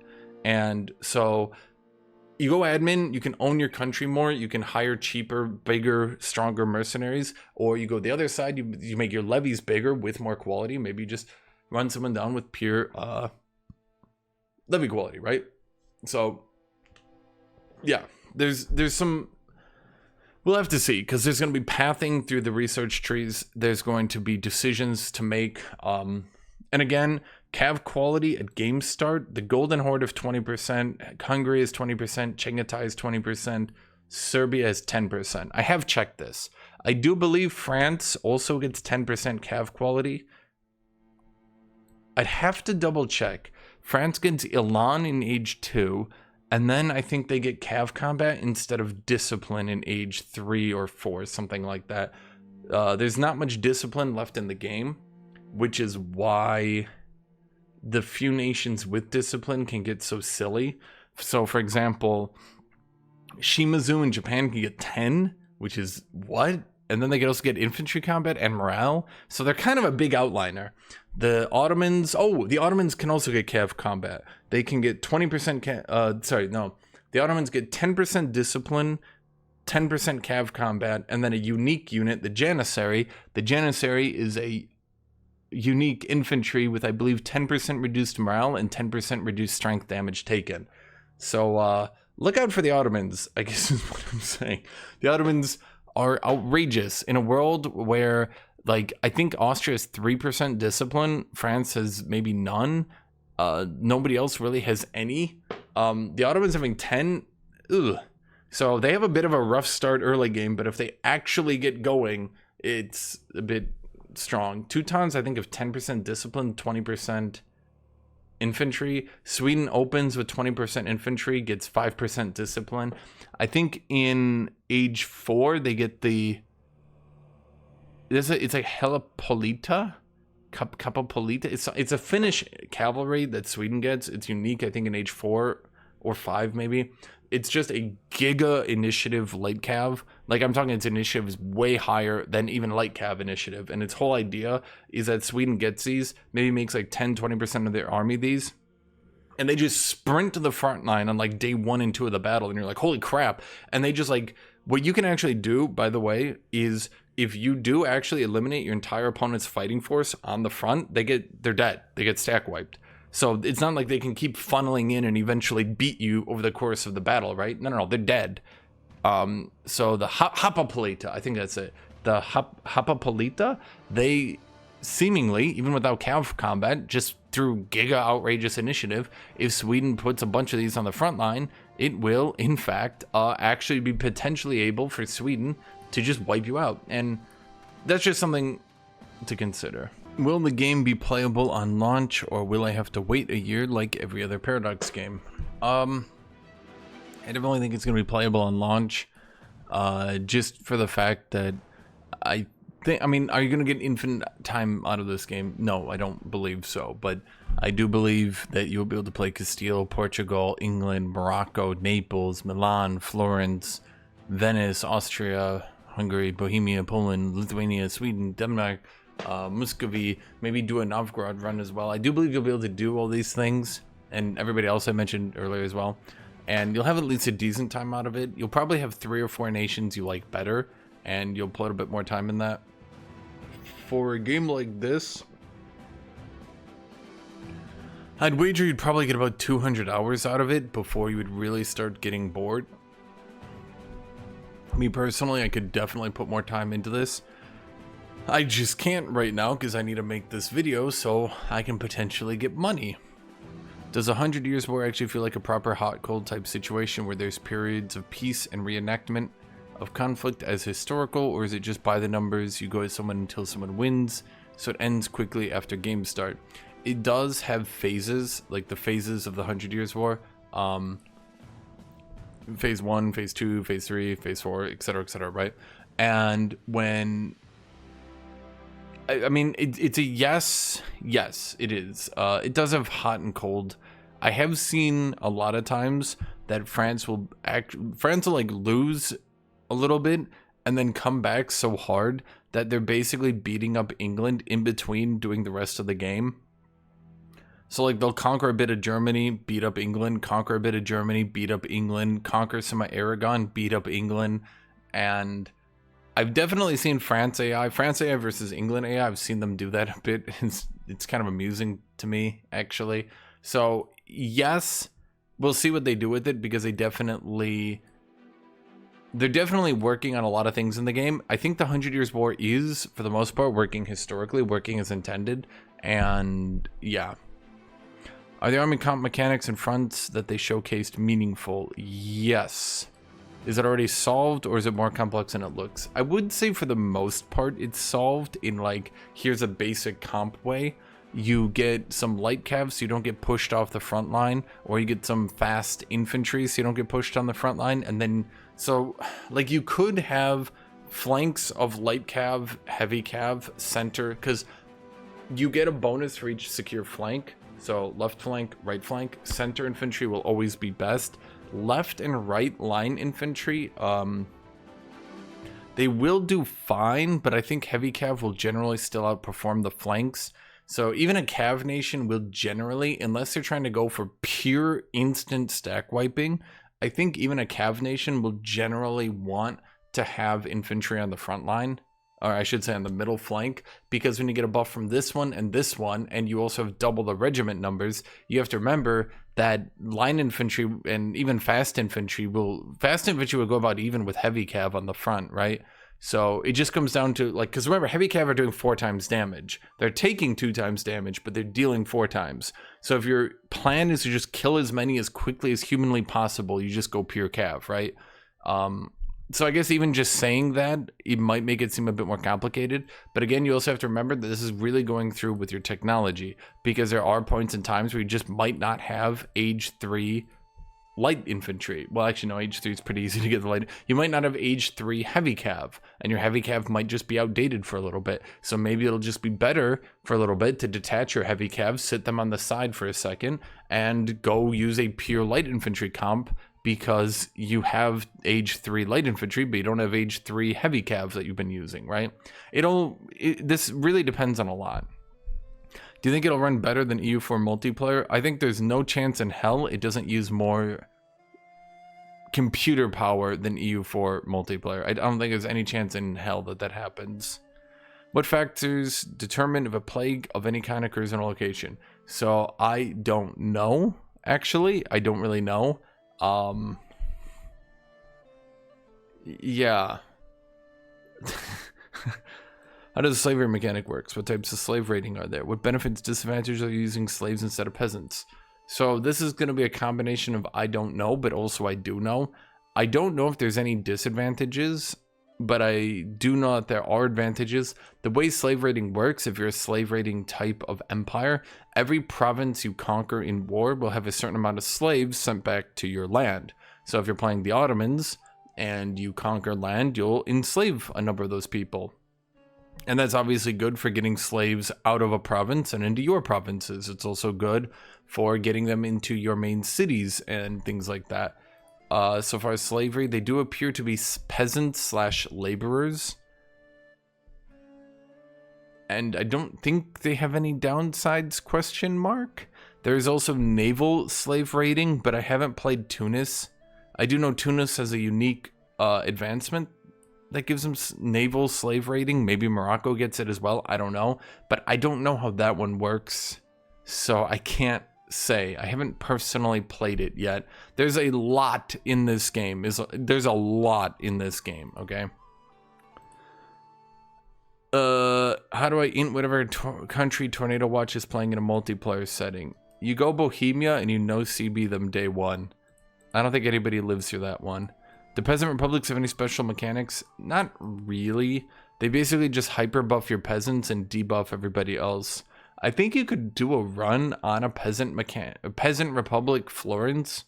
The actual mechanics for it don't seem to be the greatest right now. Maybe later on they'll flush them out a bunch. As for now, it's just a major reform for your government. You can have one major reform. You won't always have one major reform. Most people will have no major reform, but a peasant republic is a major reform.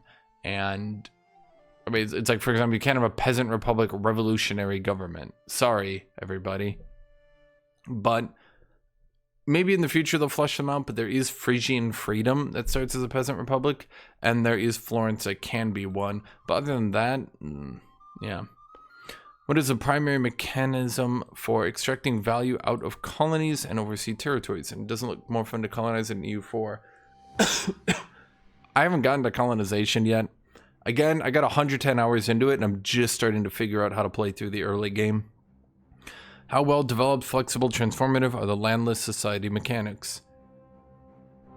I have tried to play landless societies, a few of them. The building ones, which are the ones you can play, do have some neat stuff they can do. The Hansa try to build in other countries and set up their Hanseatic buildings so they can make more money, so they can make more trade, so they can make more money, so they can buy more people's countries, to like buy access to people's countries to set up more of the Hanseatic buildings. I don't really know that it has a late game, but it's cool, I guess. It's funny. As for Japan, I tried to play in Japan, but man, oh man, Japan right now is not very interesting. Sorry to say, but this was not the period of Japanese instability that would let you play a roving warlord, right? What are the landless tags you can play? There's the Hans, there's some banks down here, there's all the different daimyos of the Japanese shogunate. There's like 100 of them or something. There's a lot. As other than that, I think that's about it. They didn't really seem to put that much attention into landless societies, which I think was probably the right play. I think fleshing out the actual playable countries, like of Europe, is the better idea, and that they can go back in a DLC and maybe flesh out landless a bit more. Development time is limited, and they can't spend all the development time on every concept, right? You put 10 hours into landless societies, that's 10 less hours that you'll have in making Lithuania cool, right?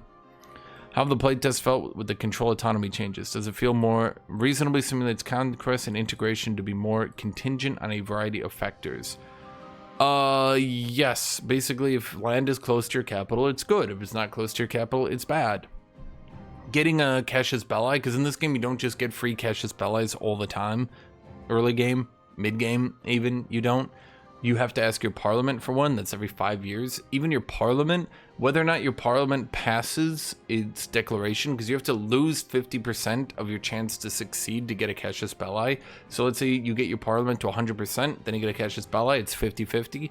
Some of those parliament actions can be quite powerful, such as permanently buffing a province to allow more laborers in to mines and lumber yards and things like that, to being able to set up a free cathedral early game, to being able to set up 5 armories, those are your barracks in the mid game, to being able to buff your king with 3 more of each stat. So you have to kind of weigh, like, is this worth getting a casus belli and getting a vassal? Is getting maybe like 1 or 2 gold more month worth more than getting maybe 150 gold of armories for free? Is conquering people better than just setting up and stabilizing my country?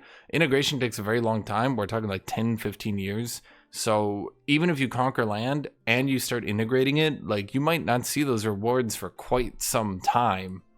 So there's a lot of considerations you have to do here, right? Go over some regions and nations you think will be very good at game start. Well, and then I'll do this one. Basically, England has, I mean, if you just look at it from what I've said, right? England will have content, Castile will have content, Portugal will have content. Aragon I'm a bit iffy on. Naples looks a little fun just because they're kind of freeform. You just play Naples, yoink Sicily, now you're 2 Sicilies, and then you can kind of just do whatever, because you already start with, Albania starts under Naples, and they do start with Northern Achaia over here, so they could just decide to become the new Roman Empire and take over Greece, take over Tunis. Tunis is a bit of a, they're not a truck, but they're not exactly a pushover early game. They're only a little bit weaker than Naples, so maybe you don't just immediately rush Tunis, right? But you get the idea, right? I think Milan will maybe be fun. Venice has a lot of mechanics, but right now there's some screwiness that makes them a bit hard to play. Austria looks pretty fun. Hungary has some nice stuff, but they died kind of early into the early modern period, so they get a lot of stuff for age 1 and 2, and then it kind of tapers off a bit, right? Serbia looks like it could be okay for 1 run, but Serbia's pretty poor. Sorry, Serbians. Brandenburg, if I think they're reworking Brandenburg, so I don't want to comment. Sweden could be fun, but they're a bit rough at game start. Denmark could be fun, but same problem. Poland I actually kind of enjoyed, because you're just like mass urbanizing Poland, which can be fun. Lithuania, same thing. Muscovy, same thing. Grand Republic of Novgorod. Actually, I think in the game right now, aren't they called the Lord Sovereign Republic of Vilchki Novgorod? Something like that. I do want to try the Georgia at one point. Ottomans are going to be fun.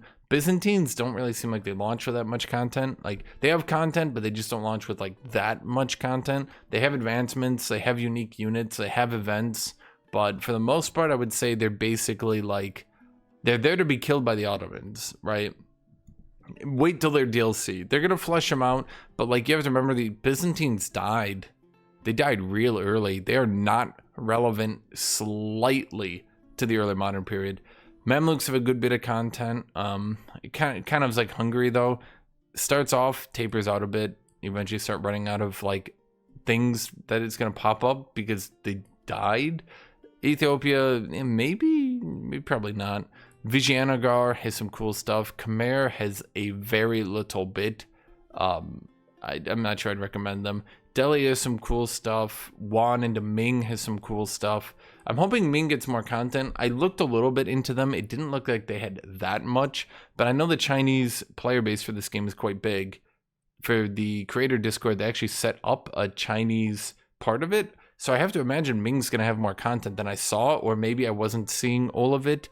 I can't really give my opinion on this. I haven't put much time into playing that, but I have seen Ming pop out and I've seen them conquer China, so they're doing something right. I haven't played them. It just didn't look to me personally like they had that much content, but I'd have to go play them myself to give a better opinion.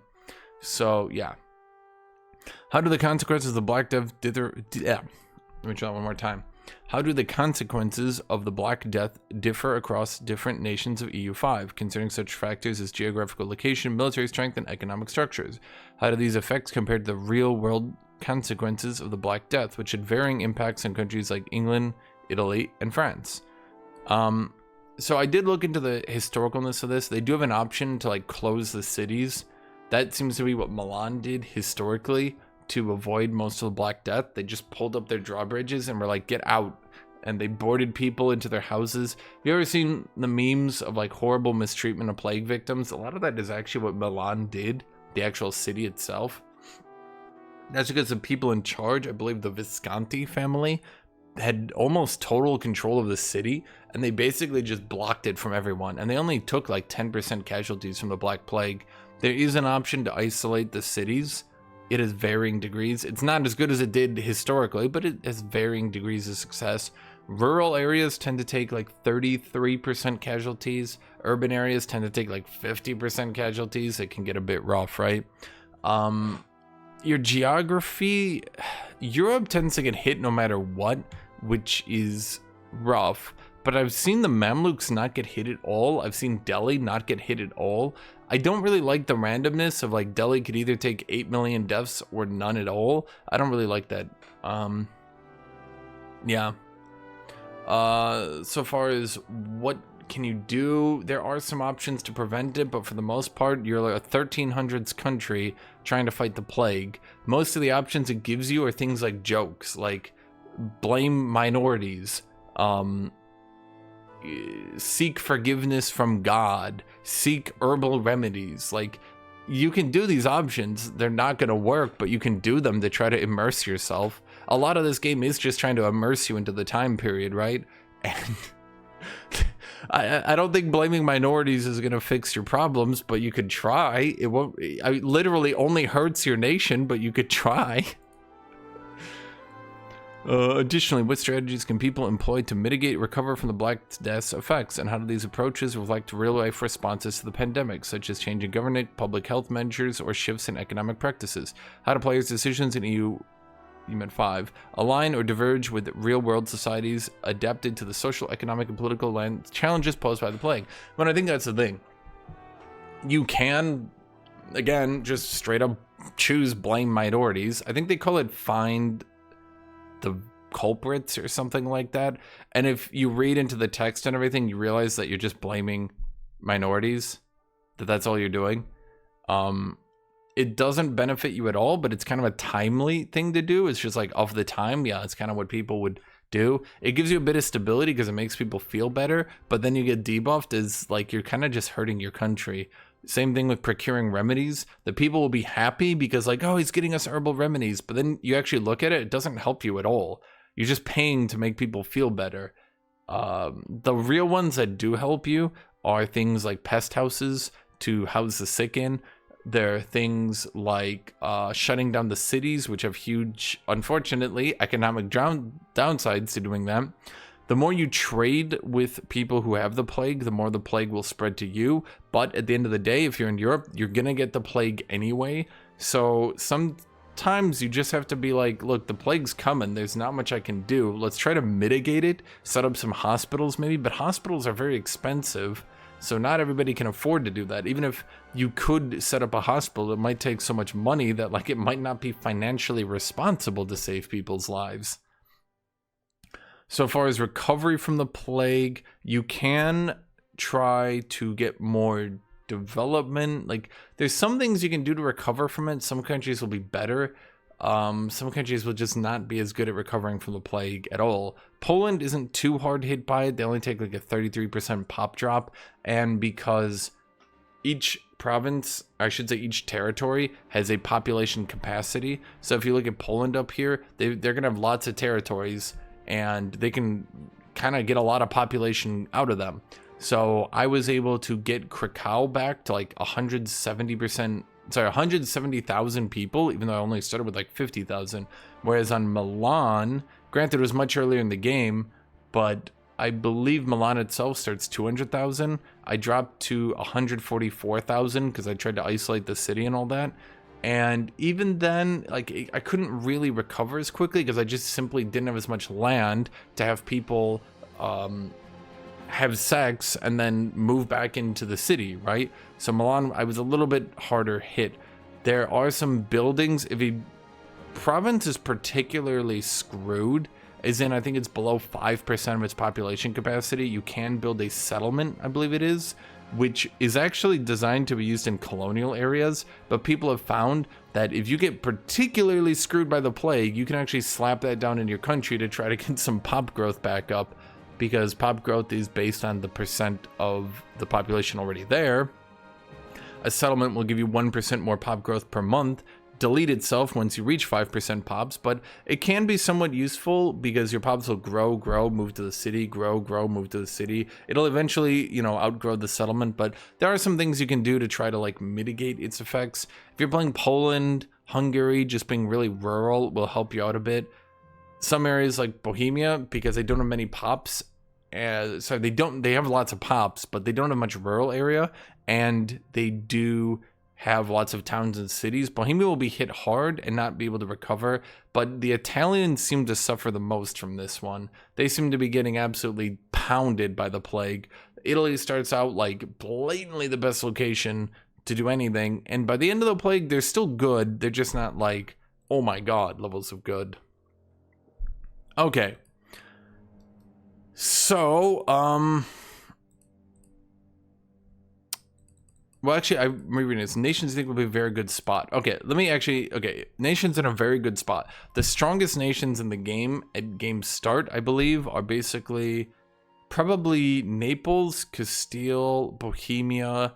England can do good if they get lots of money and beat up France for money. France can do good if they survive. If France just sits there and survives, they'll be like the second or third strongest country in the game. Mamluks is outrageously overpowered. Like, holy crap. I kind of actually hope they tone that down before release, because holy crap, they are way overtuned right now. Delhi can be in a good spot if you survive your disasters. Vijayanagar is just straight up in a good spot. They're not that outnumbered by Delhi and can ally a bunch of people even to survive them. And surviving them is pretty much just fine because Delhi is going to break. Khmer's in a decent spot down here. Just a bit of a few issues due to not really having that most content, right? Majapahit down here is fine, but I haven't really played them. One is going to die. They cannot avoid it. Sorry, Manchurian nationals. It's actually pretty much hard-coded that one is going to die. And Ming is going to come out, and Ming is going to win. And Ming will do very, very, very good because now they own China. Just don't try to isolate, okay? Just deal with the Japanese pirates, swallow your pride, and I guess get pirated a little bit. Don't try to isolate your country. That's dumb. That's me from the future. I'm saving you. Okay. So, I think that's everything. Again, if you guys want to watch another one of these videos or anything like that, just like, subscribe, leave a comment down below. Like, let me, you know, give me feedback or anything like that so I can do something right. Yeah, that's about it, right? So we'll see how this video does. Thank you all for watching. Thank you all for being here. Thank you, everybody. And as always, I hope all of you have a great rest of your day.